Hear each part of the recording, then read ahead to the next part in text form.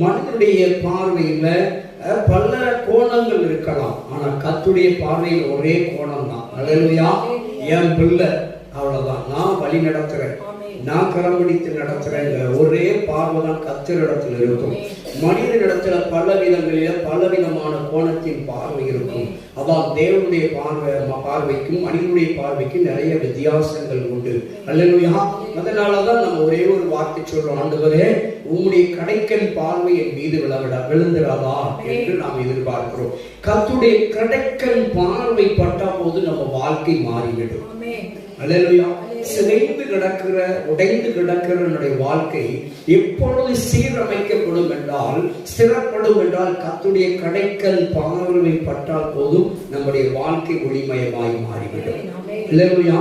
So கர்த்தருடைய பார்வை நம்ம மேல இருக்கணும் அப்படின்னா தேவனுடைய பிரியத்தை நாம் செய்ய வேண்டும்.